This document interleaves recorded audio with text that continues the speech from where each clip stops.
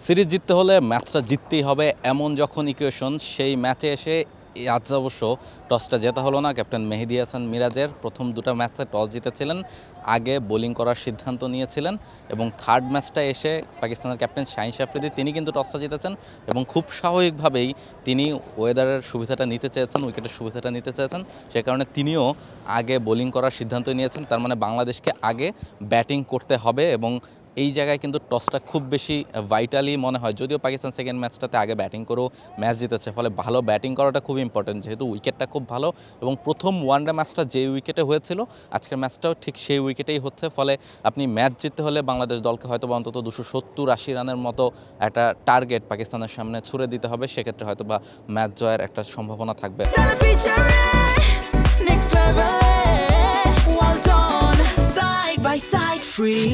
অন্তত 250+ স্কোর আপনাকে ম্যাচ জিততে হলে করতেই হবে যদি আপনি পাকিস্তানকে চ্যালেঞ্জটা ছুড়ে দিতে চান। আজকে বাংলাদেশের ব্যাটারদের জন্য আগে ব্যাটিং করার চ্যালেঞ্জটা আরও বেশি, কেননা আপনি যদি এই মুহূর্তে ওয়েদারটা দেখেন, খানিকটা ওভারকাস্ট কন্ডিশন এবং বেশ খানিকটা বাতাসও রয়েছে। সকাল থেকেই মিরপুরে ভালো বাতাস আছে, যদিও বৃষ্টির সম্ভাবনা নেই বা এখন পর্যন্ত বৃষ্টি হয়নি, ফলে উইকেট ভেজা নয়, কিন্তু ওই যে ওভারকাস্ট কন্ডিশন এবং বাতাস রয়েছে, মাথার উপর কালো মেঘ রয়েছে, এগুলো নিশ্চয়ই প্রথম 5-10 ওভার ব্যাটারদেরকে খানিকটা স্ট্রাগল করাতে পারে এবং ব্যাটাররা খানিকটা ভুগতে পারেন, বোলাররা হয়তো বা খানিকটা সুইং বেশি পাবেন।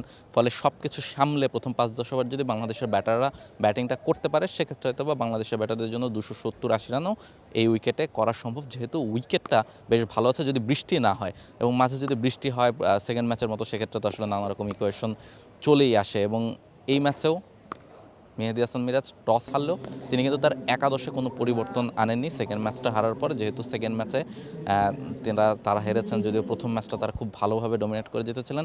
মনে হচ্ছিল যে থার্ড ম্যাচে হয়তো বা ওপেনিং পজিশনে সৌম্য সরকার তিনি ফিরতে পারেন কিনা, কিংবা পেসারদের মধ্যে একজনকে বিশ্রাম দিয়ে শরীফুলকে খেলানো যায় কিনা, সেসবের দিকে মিরাজ একেবারেই যায়নি বা টিম ম্যানেজমেন্ট একেবারেই যায়নি। যেহেতু সিরিজটা এখনও জেতা হয়নি, সিরিজটা জিততে হলে এই ম্যাচটা জিততে হবে, ফলে নিজেদের যে বেস্ট 11 তারা প্রথম ম্যাচ থেকে নিয়ে খেলছে, সেই 11টাতেই তারা স্ট্রিক থাকছে এবং আজকের ম্যাচটাতেও একই একাদশ নিয়ে মাঠে নামবে বাংলাদেশ দল।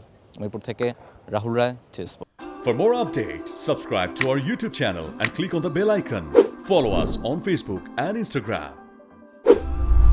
Download T-Sports app to enjoy exciting games and highlights. Visit tsports.com.